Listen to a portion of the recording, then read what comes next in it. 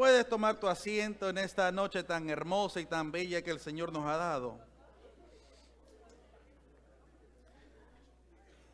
La semana pasada te comencé a hablar un poco sobre el seguimiento. Te comencé a hablar de qué. Y te quería hablar y quería continuar hablándote un poco sobre el tema que tienes que seguir para adelante. Tú no te puedes dar por vencido. Porque muchas veces cuando pasamos momentos duros, momentos difíciles, lo primero que hacemos es nos damos por vencidos. Y decimos, no, las cosas no van como yo pensaba, las cosas no están sucediendo como yo quería. Entonces, ¿qué hacemos? Nos damos por vencidos. Y Dios no quiere que tú te des por vencido. Dios quiere que tú prosigas hacia la meta, hacia el propósito que Dios tiene preparado para cada uno de nosotros.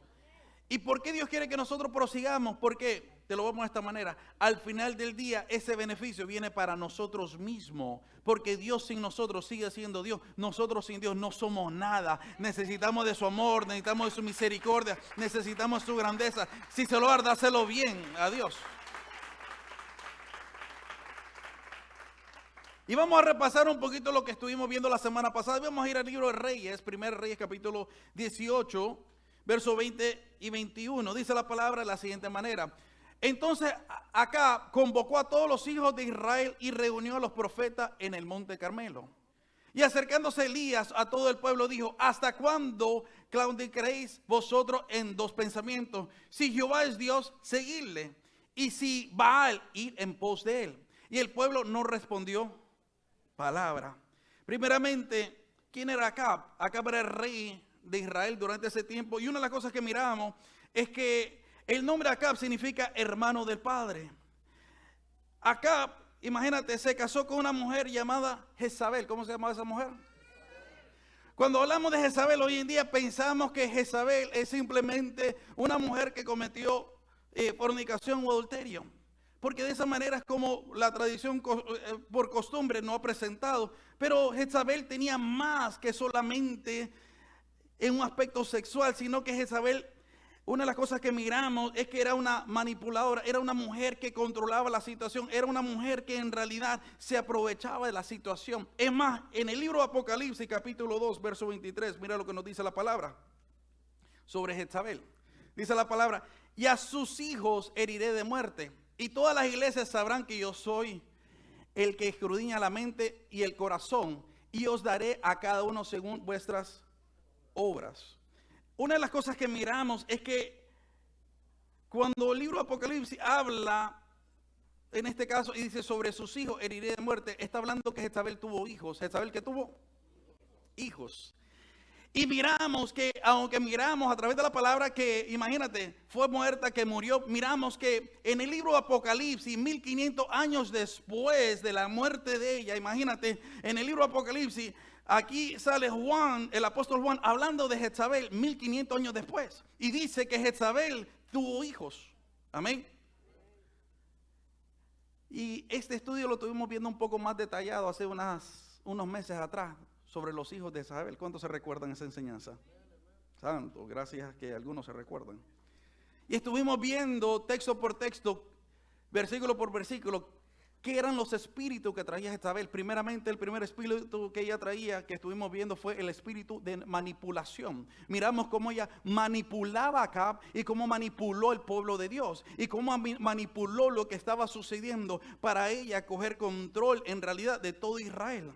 Número 2, ella tenía un espíritu que no tenía compromiso con nada ni nadie. ¿Cómo sabemos eso? ¿Por qué? Porque una de las cosas que ella hacía, que ella andaba buscando siempre su bienestar y no estaba buscando el bienestar del pueblo, no estaba buscando el bienestar, en este caso, imagínate, de su esposo, el mismo rey. Ella no andaba buscando en realidad cómo estar comprometida directamente con Acab, con el reinado, ni con su pueblo. Y siempre andaba buscando lo de ella. Número 3. Estuvimos viendo que ella tenía un espíritu que le faltaba el respeto a todo el mundo. Iniciando con su esposo, siendo el rey y la autoridad. Miramos cómo ella se aprovechaba de él, cómo ella lo mandaba a él, cómo ella lo manipulaba a él, cómo ella fue en contra del profeta Elías, cómo ella hizo tantas cosas. Y por último, era una mujer que tenía pasiones desordenadas, dice la palabra. Y como te digo, eso ya lo miramos detalladamente. Este es un pequeño repaso. ¿Y por qué es tan importante que sepamos esto? Porque cuando nosotros entendemos y comprendemos con qué espíritu estamos batallando o con qué espíritu estamos peleando, ¿qué sucede? Una de las cosas que pasan en nuestras vidas es que cuando entendemos con qué estamos batallando, usted está preparado para batallar mejor contra ese espíritu. Usted sabe lo que lo está aguantando, usted sabe lo que lo está deteniendo, y de esta manera usted puede contrarrestar a ese espíritu. Muchas veces no sabemos contra quién estamos peleando. Es más, muchas veces comenzamos a pelear con el ser humano. Los hombres comienzan a pelear con su esposa, la esposa con sus maridos, cuando en realidad deberíamos pelear. Estamos en una guerra espiritual y tenemos que pelear contra principados, contra potestades de las tinieblas, dice la palabra de Dios. Ahora, una de las cosas que miramos, que cuando Jezabel se casa, imagínate como Acab, ella comienza a manipularlo. Ella comienza a crear conflicto en el mismo pueblo. Mira lo que nos dice el libro de Romanos, capítulo 16, versos 17 y 18. Dice la palabra de la siguiente manera: mas os ruego, hermanos, que os fijéis en los que causan divisiones y tropiezo en contra de la doctrina que vosotros habéis aprendido, y que os apartéis de ellos, porque tales personas no sirven a nuestro Señor Jesucristo, sino a sus propios vientres, y con suaves palabras y lisonjas engañan los corazones de los ingenios. En otras palabras, mira lo que nos dice el apóstol Pablo aquí. Nos dice la palabra que tenemos que tener cuidado. Cuando Jezabel se le aparece a Acab, se le apareció suavemente, sutilmente, al punto que comenzó a comerle el oído y comenzó a penetrar en el corazón de él, al punto que Acab comenzó a adorar a otros dioses, comenzó a edificar, imagínate, altares para diferentes dioses, y comenzaron a adorar a Baales. Comenzaron a crear imágenes.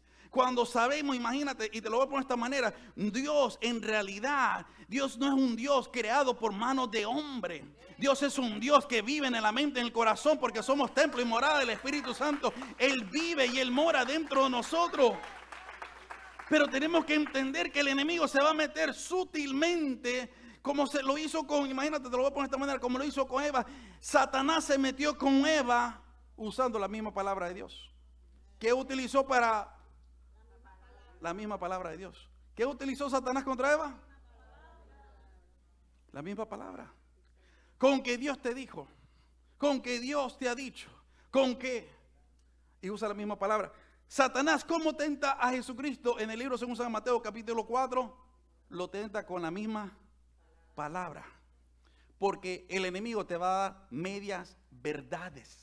Y cuando el enemigo te da medias verdades, es para confundirte, es para que tú comiences a dudar, es para que tú comiences a cuestionar, para que llegue el punto que tú digas, yo no entiendo, yo no comprendo. Y Jezabel se metió de esa manera y comenzó a robarse, imagínate, el reinado de Acab, y comenzó a manipular, y comenzó a hacer daño, y comenzó a destruir el mismo pueblo, y comenzó a meter otra religión, y comenzó a meter otra adoración. Por eso que Elías le dice, ¿hasta cuándo ustedes van a estar entre dos pensamientos? O van a servir a los dioses paganos, o van a servir al único y verdadero Dios. ¿Por qué? Porque tú no puedes servir a dos señores. Tú no puedes servir, imagínate, a un Dios pagano y el único y verdadero Dios. Aunque el enemigo te dice, no, estás en lo correcto, estás haciendo las cosas correctas, eso está bien, eso no está bien. O tú sirves a Dios completamente, a nuestro Señor Jesucristo, o tú sigues a otros dioses, punto y se acabó. A su nombre. Y la Biblia nos dice claramente en Romanos, mas ruego, hermanos, que os fijéis en los que causan divisiones. El enemigo va a entrar para causar división. ¿Qué es división? División es cuando te aparta de uno o de la otra persona y te comienza a remover de la iglesia, te comienza a remover del camino de Dios, te comienza a remover de los hermanos, te comienza a aislar. Es el mismo espíritu, porque eso es lo que estaba haciendo Jezabel. Estaba dividiendo la nación completamente, al punto que, imagínate, es interesante porque los sábados adoraban al gran yo soy y los domingos adoraban a Baales. Y ellos no tenían ningún problema adorar al gran yo soy o Jehová de los ejércitos y adorar a los Baales. Ellos no tenían ningún problema y poquito a poquito se estaban aislando de la adoración del único verdadero Dios y comenzaban adorando a otros dioses constantemente. Te voy a decir esto, es muy importante que tú entiendas bien la palabra de Dios. Porque dice la palabra, mi pueblo perece por falta de conocimiento. Y cuando no hay conocimiento, el pueblo perece, dice la Biblia. ¿Y por qué no hay conocimiento? No porque la Biblia no está ahí. ¿Es por qué? Porque muchas veces nos dejamos dirigir. Imagínate, dice la palabra, probar los espíritus si eso vienen de parte de Dios. Y mira como dice aquí el libro de Romanos, mas os ruego, hermanos, que os fijéis en los que causan divisiones. En otras palabras, tú tienes que ver si esa persona te está removiendo de la verdad, te está removiendo de la santa palabra de Dios, te está removiendo, imagínate, en este caso, de poder servirle a Dios correctamente, como nos dice la Biblia. El Señor nos mandó a hacer ¿qué cosa? Discípulos. Amén. Dios te mandó a hacer ¿qué? Discípulos. Y si Dios me manda a ser discípulo, ¿qué yo tengo que hacer? Buscar almas nuevas y enseñarle y instruirle en la palabra de Dios, que conozca la verdad.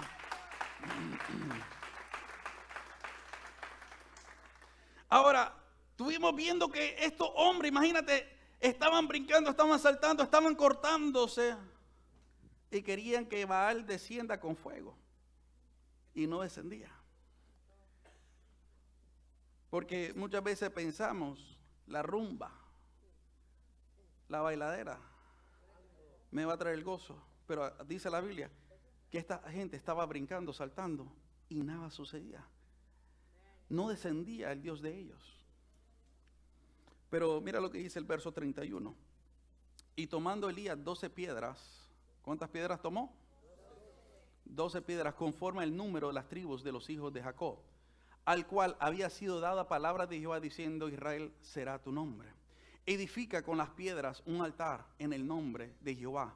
Después hizo una zanja alrededor del altar en que cupieran 2 medidas de ¿qué? ¿De qué? De grano. Preparó luego la leña y cortó el buey en pedazos y lo puso sobre la leña y dijo, llenar 4 cántaros de agua y derramarle sobre el holocausto, sobre la leña. Y dijo, hacedlo otra vez y otra vez. Lo hicieron y dijo aún, hacerlo la tercera vez. Y lo hicieron la tercera vez, de manera que el agua corría alrededor del altar y también se había llenado de agua la zanja. El rito de Elías fue, el Dios que conteste con fuego de primero del cielo es el único y verdadero Dios.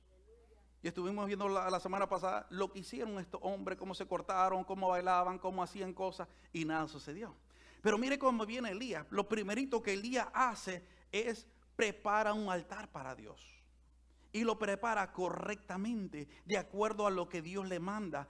Imagínate, con las 12 piedras y pone todo en su lugar de la manera que Dios quiere que él haga las cosas. E inclusive hace un hueco alrededor del mismo altar y le echa agua y comienza a hacer un sacrificio donde comienza a cortar estos bueyes en pedazos y comienza a echarle agua. ¿Para qué? Para demostrarle que aunque hay algo, en este caso el agua, que es algo que detiene el fuego, Dios, te lo voy a poner de esta manera, el agua ni nadie puede tener el poder, el amor y la grandeza de Dios, porque aunque haya mucha agua, aunque ese altar esté repleto de agua, el fuego de Dios va a consumir cualquier cosa. Y eso es muy importante que entendamos, porque cuando tú preparas el altar delante de la presencia de Dios correcto, Dios va a descender sobre tu altar. No importa el problema, no importa el obstáculo, no importa la tribulación, no importa lo que estás viviendo, no importa la enfermedad, no importa. Pero él preparó su altar. Pregúntale al que está a tu lado, ¿cómo está tu altar en esta noche? Porque hoy en día, como te digo, tenemos el problema que queremos edificar el altar a nuestra manera, como yo quiero, de la manera que yo quiera. Imagínate, si la Biblia me dice a mí, no dejando de congregar, como muchos tienen por costumbre. ¿Quién dice, entonces por qué yo me puedo quedar en mi casa y hacer nada y ver en Facebook, en Twitter, en cualquier cosa las predicaciones, cuando a mí me dice la Biblia, no dejando de congregar? Yo estoy haciendo el altar como yo quiera. A mí la Biblia no me dice quédate en tu casa. Si el mismo Señor Jesucristo iba en la sinagoga, imagínate, enseñando, predicando la palabra del Señor. En otras palabras, mi deber es congregarme, como me dice la palabra. Mira cuán bueno y cuán delicioso es habitar los hermanos juntos en armonía, dice la palabra. Pero para que el fuego de Dios descienda, el altar tiene que estar bien edificado. Y no conforme a lo que yo pienso, conforme a lo que me dice la palabra. Es cierto, la iglesia no son las cuatro paredes, nosotros somos la iglesia. Pero a mí me dice la Biblia, donde hay 2 o 3 congregados en mi nombre, ahí estoy yo.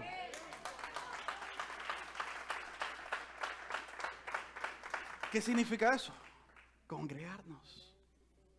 ¿Por qué? Porque cuando nos unimos juntos, imagínate, dice la Biblia que la iglesia primitiva todos los días se reunía y partían el pan juntos, compartían. Imagínate, adoraban, alababan, glorificaban, bendecían el nombre del Señor, todos juntos, dice la palabra, y todos los días iban añadidos, estaban siendo añadidas las personas que tenían que ser salvos, la palabra nos dice. Ahora, estoy yendo un poco rápido por el hecho de que ya repasamos mucho de esto el domingo pasado. Y si lo quiere repasar, mira la predicación la semana pasada. Mira lo que dice el verso 36. Dice la palabra de la siguiente manera.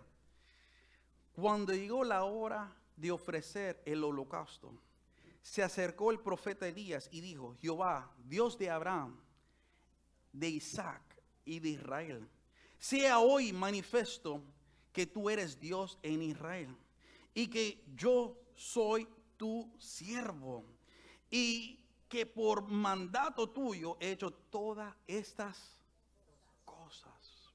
Ahora, mira cómo es. Él prepara el altar. Él pone las piedras de acuerdo a lo que Dios le está diciendo. Él echa agua a todo alrededor, mata el buey, lo hace en pedazos. Y él comienza a adorar. Y comienza a abrir su corazón a Dios. Lo interesante es que él dice, Dios de primero, de Abraham. ¿Por qué él dice el Dios de Abraham? ¿Por qué? Porque una de las cosas que tú tienes que entender, y te lo voy a poner de esta manera, la genealogía espiritual es muy importante. La genealogía bíblica es muy importante. Por eso que en el libro según San Mateo, al comienzo, imagínate, lo primerito que comienza es con la genealogía de Jesucristo. Y te comienza a decir quién fue su abuelo, quién fue su tatarabuelo, quién fue su ancestro. Y te comienza a decir la genealogía muy importante. ¿Por qué? Porque cuando tú entiendes tu genealogía espiritualmente, tú entiendes cuál es tu identidad espiritualmente. Tú sabes quién tú eres. Hoy en día miramos mucha gente que no tienen una genealogía espiritual. Por eso que no saben quiénes son. No saben a quién escuchar. Están escuchando a fulanito. Después escuchan a otra persona. Y después escuchan a otra persona. Y después escuchan a otras personas. ¿Por qué? Porque no hay una genealogía espiritual dentro de ellos. Cuando tú puedes reconocer tu genealogía espiritual. ¿Y por qué es tan importante la genealogía? Imagínate, porque ahí tú vas a ver las bendiciones y las promesas que Dios tiene preparado para ti. Las promesas que Dios le hizo a tu ancestro. Las promesas que Dios le hizo a tus padres. Por eso que miramos. Cuando Bartimeo miró a Jesús, le dijo, Jesús, hijo de David, ten misericordia de mí. ¿Cómo sabía eso? Porque él entendía el poder de la genealogía. Por eso que tú miras, imagínate, cuando Salomón pide sabiduría, él viene pidiendo de acuerdo a las promesas de sus padres. Por eso cuando miramos que Samuel le dice a Saúl, vas a encontrarte con una mujer. Y imagínate, vas a ir en este caso al lugar del sepulcro de uno de tus ancestros. ¿Para qué le estaba diciendo eso? Para que se recuerde la promesa que Dios le iba a hecho a él como benjamita que él era.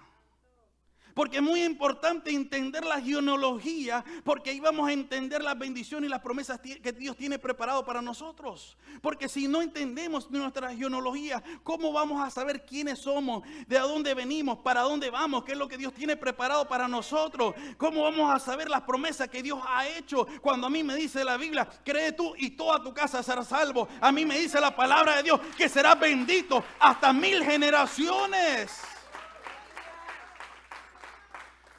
¿Cómo voy a saber entonces si no tengo una genealogía espiritual? ¿Cuál es tu paternidad espiritual? ¿De dónde vienes? ¿Para dónde vas? ¿Qué quieres hacer? ¿Cómo lo quieres hacer? Y eso es muy importante que entendamos. Imagínate, cuando yo voy al doctor, lo primero que me pregunta es, ¿tus padres están vivos? Sí. ¿Sufren de presión alta? Sí. ¿Cuánto? Los dos. ¿Son diabéticos? Sí. ¿Cuántos? Los dos. ¿Tienes alguien que ha tenido cáncer? Sí, mi tío. ¿Y usted sabe cuál es la respuesta de ellos? Tú vas a tener esas mismas enfermedades futuramente. Le digo, no, la sangre de Cristo, porque mi Padre Celestial me rompió todas esas maldiciones. Porque por su llaga fui sanado, por su llaga fui curado. Y esas maldiciones no me van a caer. Pero yo tengo que entender mi genealogía espiritualmente. Por eso que dice la palabra, no he mirado justo desamparado ni su descendencia que mendigue pan, porque la descendencia de los justos no van a mendigar pan. Por eso que es muy importante entender la genealogía, dónde estoy, cómo me estoy congregando, qué está pasando, porque esas promesas que Dios le ha dado a tu genealogía espiritualmente son promesas tuyas también. No sé si me estás escuchando. Pero hoy en día miramos que no queremos eso. No me quiero sujetar a un pastor, no me quiero sujetar. No me quiero congregar. No, eso no viene de parte de Dios. Eso no viene de parte de Dios. Dice la palabra, hacer discípulos. Y si tú miras, los discípulos eran hasta que, imagínate, ellos se separaban de sus mentores o de sus maestros hasta que moría esa persona. Eliseo fue, imagínate, siervo de Elías hasta el día que Elías murió. Josué le sirvió a Moisés hasta el día que murió. Y eso es muy importante, porque cuando entendemos esa genealogía espiritual, entendemos las bendiciones y las promesas que Dios tiene. ¿Por qué? Porque lo primero que hizo Elías con Eliseo, le dio el manto que él tenía y hacía, imagínate, no los mismos milagros, sino que mejores y mayores milagros hacía que Elías. Por eso que miramos a través de la palabra de Dios, imagínate, Jesucristo sanaba a los enfermos, ¿cómo? Te reprendo, imagínate, y oraba por ellos, sé sano y sea sano. Ahora imagínate, Pedrito, con la sombra de Pedro se sanaban los enfermos, ni tenía que abrir la boca. Porque Jesucristo dijo, y mayores cosas vosotros haráis, y mayores cosas vosotros haráis. ¿Por qué Él dice eso? Porque la genealogía te va a llevar más allá cuando tú entiendes las promesas. No sé si me estás escuchando. Es cuando, yo no sé si tú has mirado esas carreras que hacen de relay. Tú miras que uno comienza a correr y comienza a dar la vuelta y tú miras que le va a pasar la butata o el bastón, yo no sé qué cosa, a la otra persona y va corriendo y le da el bastón o la butaca, yo no sé cómo le quiere decir, y la persona va corriendo y lo va agarrando y sigue su camino. ¿Para qué? Para ir más allá. ¿Para qué? Para correr más. Qué feo que tú siempre tengas que iniciar al comienzo de cero. Y siempre tienes que comenzar haciendo lo mismo que tus ancestros hicieron, de la misma manera. Qué bonito que tú le puedes dar a tus hijos cosas mejores y mayores y más avanzadas. Por eso que es importante entender la genealogía, cuáles son las promesas que Dios le hizo a mis ancestros espirituales, a mi paternidad espiritual, a mi cobertura espiritual. ¿Cuáles son esas promesas? ¿Por qué? Porque esas promesas también van a caer sobre mí. ¿Por qué? Porque es promesa de parte de Dios. No sé si me estás escuchando. Y cuando tú no tienes una paternidad espiritual o no tienes una identidad espiritual, ¿cuáles son tus promesas? Si andas de aquí para allá, de allá para acá, ¿cuáles son tus promesas? Ahí pierdes tu identidad. No sabes quién tú eres, no sabes qué vas a hacer, no sabes el llamado de Dios, no sabes el propósito de Dios, no sabes qué Dios manera te quiere usar. Y no tienes un ejemplo. Es como, te lo voy a poner de esta manera. Algo tan simple. Yo sé que mi hijo no le va a gustar. Le dije, te voy a enseñar cómo rasurar. Y le enseñé cómo se tenía que rasurar. Porque algo tan simple que ellos no saben hacerlo. ¿Sí me explico? ¿Y por qué yo le puedo enseñar eso? Porque Él me tiene a mí. No sé si me estás escuchando. ¿Por qué? Porque el deber mío es que ustedes vayan más allá de lo que yo estoy haciendo como pastor. Que su ministerio sea mejor y mayor. Pero ¿cómo va a ser? Es cuando tú entiendes y comprendes que Dios te ha plantado un lugar para que des frutos. Una mata tú no la puedes remover y plantar aquí y después remover y plantarla allá porque se muere. Y Dios no anda buscando gente muerta. Dios anda buscando gente que crezca, que tenga unas raíces bien profundas, que tenga unas raíces bien profundas. ¿Para qué? Entre más profundo, más va a crecer ese árbol y más fruto va a tener. Y cuando vengan las tempestades, cuando venga el huracán, cuando venga lo que venga, esa persona va a estar bien agarrada. Pero cuando no hay raíces, cualquier vientecito lo tumba. A su nombre. Y él dice, Jehová, Dios de Abraham. ¿Por qué menciona a Abraham? Porque Abraham tenía una promesa de Dios muy grande. Tenía una promesa muy grande.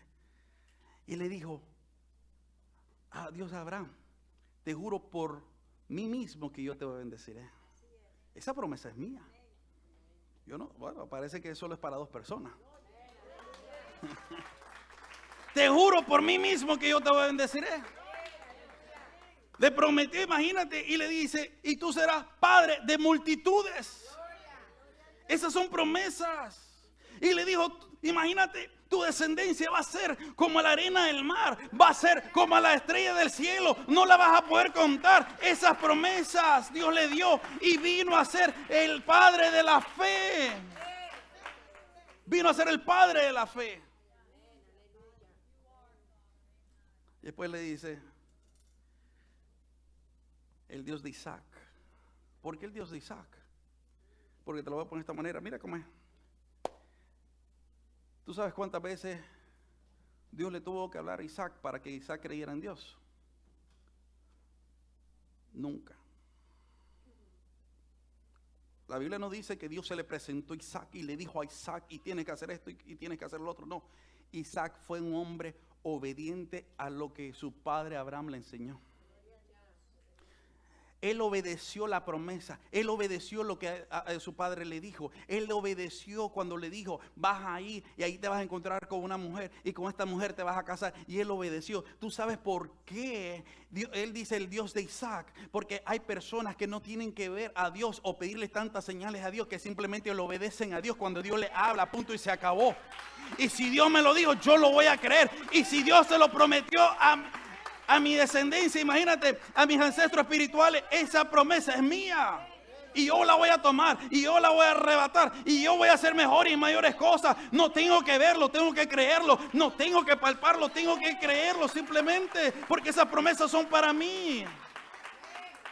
Porque muchas veces creemos, imagínate cuántas veces Dios te tiene que hablar, cuántas veces Dios te tiene que decir lo mismo, cuántas veces Dios se te tiene que aparecer. Y mira cómo es que comenzamos a confiar en el hombre nuevamente y nos olvidamos de Dios cuando las cosas están solucionadas. Y después cuando el hombre nos falla, regresamos a Dios nuevamente. Y después el hombre desaparece, el hombre nos falla y regresamos. Y siempre estamos así, o sea, tú no puedes estar así. Tú tienes que agarrarte firme sobre la palabra de Dios. Tú tienes que creerle a Dios, tú tienes que poner tu ojo y tu mirada, tu fe y tu certeza en Dios, porque aunque no lo mires, tú lo sientes. Y eso tiene que ser tu promesa. Eso tú te tienes que agarrar de eso. Yo no necesito que Dios me esté hablando y que alguien me esté diciendo, sirve, esfuérzate, sé valiente, predica, busca de Dios. No, Isaac no tenía esa necesidad. No, Dios nunca se le apareció. Y con todo eso, él creía en las promesas de Dios. Él creía en el Dios de su padre Abraham. Porque imagínate, te lo voy a poner de esta manera y te voy a hacer esta pregunta. ¿Cuántas veces Dios te ha hablado? Con todas las veces que Dios te ha hablado, ¿cómo estás obedeciendo a la palabra de Él? ¿Cómo estás viendo las cosas? ¿Cómo estás viviendo? ¿Qué cambios has hecho en tu vida? ¿Qué transformación? ¿Qué esfuerzo? ¿Qué sacrificio? Imagínate. Y es interesante porque dice, mira la obediencia de Isaac, que era una obediencia ciega. A mí me llama la atención que hoy en día la gente dice, no, es que yo nunca me voy a sujetar, nunca le voy a hacer caso al hombre. Yo me sujeto solamente a Dios y a nadie. Pero a mí no me dice la Biblia eso. A mí me dice la Biblia, obedecer a vuestros pastores, porque ellos velan por vuestras almas, dice la palabra. Obedeced, dice la Biblia.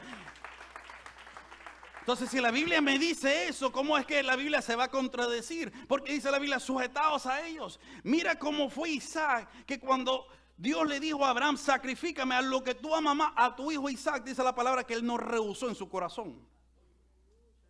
Él dijo, amén, papá, voy, vamos para encima. Y vamos, ¿y con quién? ¿Y a qué animal o a quién tengo que sacrificar? Le dijo, dame tu hijo. ¿Cómo? Tu único hijo, le dijo el Señor. Tu único hijo, lo que tú amas más. Dámelo. Y Abraham dice que, imagínate, no lo cuestionó. No fue a llamar a otro pastor, ¿qué tú crees? Y voy a llamar a otro lugar. Y voy a meterme en YouTube. Y voy a ver qué dice fulanito. Y voy a ver qué dice sutanito. Y voy a ver qué me conviene más. Y no comenzó a buscar otros dioses. Obedeció la voz del único y verdadero Dios.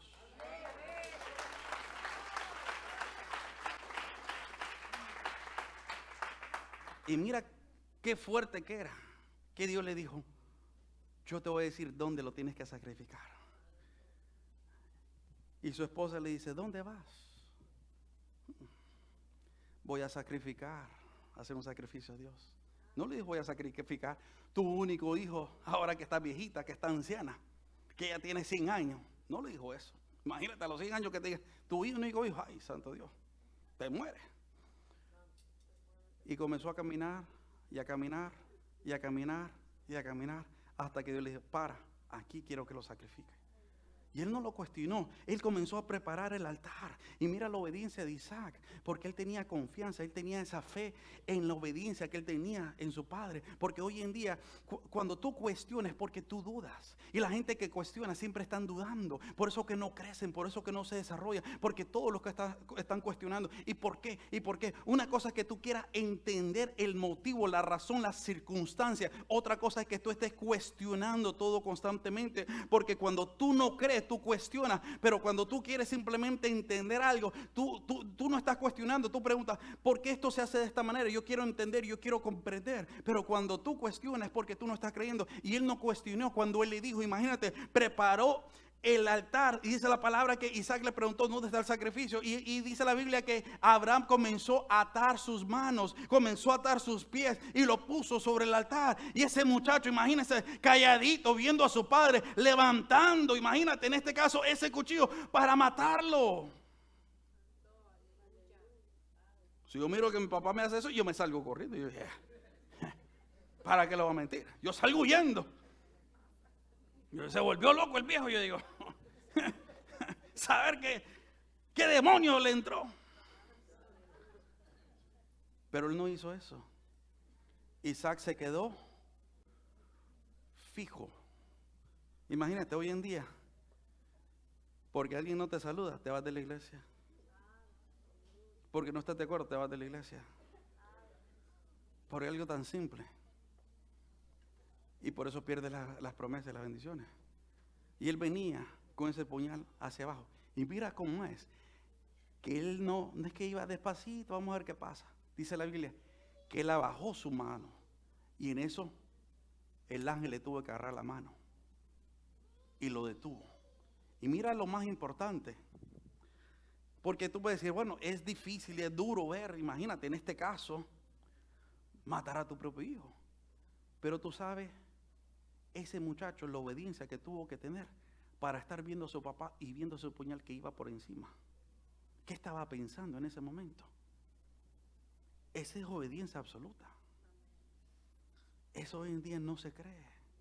Eso hoy en día lo miramos, eso está raro.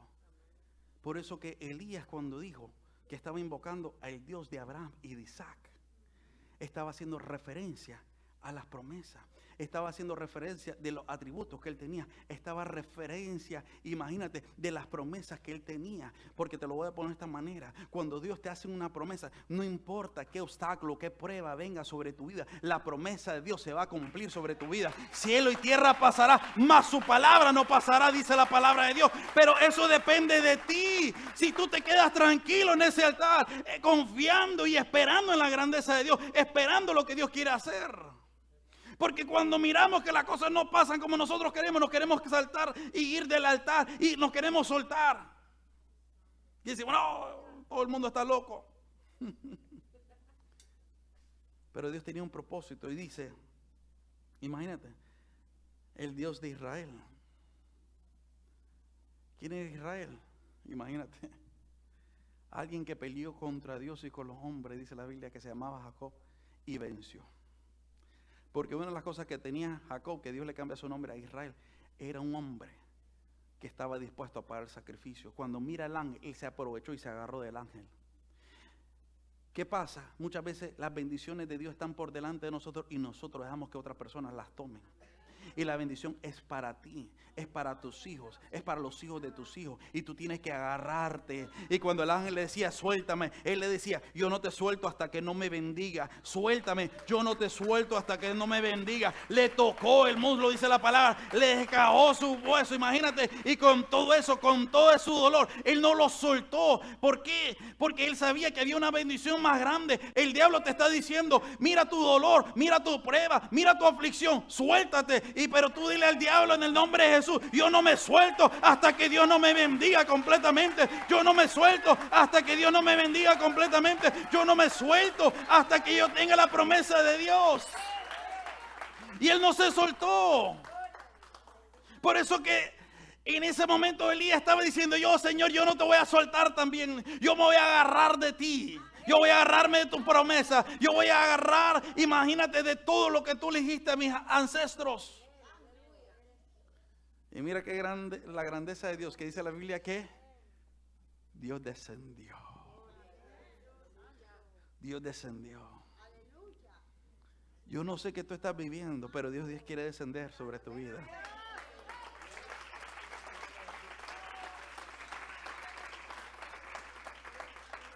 Pero lo primerito que tienes que hacer es preparar tu altar. Lo primerito que tienes que ver son las promesas que Dios te ha hecho. Recuérdate, ¿dónde están esas promesas que Dios te ha hecho? ¿Dónde está esa fidelidad a Dios, como a Isaac? ¿Dónde está esa agresión de Jacob que le decía a Dios, yo no te suelto? Estoy pasando dolor, pero yo no te suelto. Estoy pasando tribulaciones, pero yo no te suelto. Porque muchas veces cuando algo no nos gusta, lo primero que hacemos es nos soltamos. Amén. No sé si a ti te ha pasado. Estás tocando algo y te da un shock eléctrico. ¡Pum! Brinca. ¿Cuántos de ustedes se quedan agarrados? Ninguno, ¿verdad? Pero te voy a decir, en el camino de Dios, mientras más el diablo venga contra ti, dice la Biblia, como ríos vendrá el enemigo, pero Jehová levanta la bandera. Es cuando tú levantas más la bandera. Es cuando tú sigues para adelante. Es cuando tú no te das por vencido. Es cuando tú vas a llegar a la promesa de Dios. Póngase de pie en esta noche.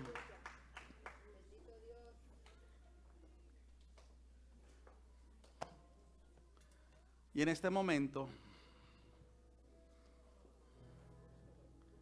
te voy a pedir que abras tu mente, abra tu corazón, abre tu vida. Y si quieres pasar adelante, ven delante de la presencia de Dios.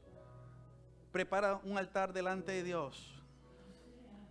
Y comienza a decirle, Señor, yo te pido por mis promesas.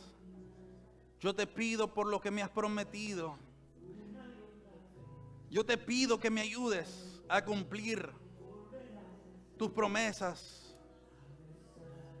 Ayúdame, Padre, a servirte. Ayúdame a adorarte como tú quieres, Padre. Ayúdame porque en esta noche, mi Señor, yo quiero que tú desciendas con ese fuego. Yo quiero que tú desciendas con esa unción. Yo quiero que tú desciendas en esta noche sobre mi vida y que consumas el holocausto que estoy preparando para ti. Que consumas en este momento ese sacrificio que estoy preparando para ti.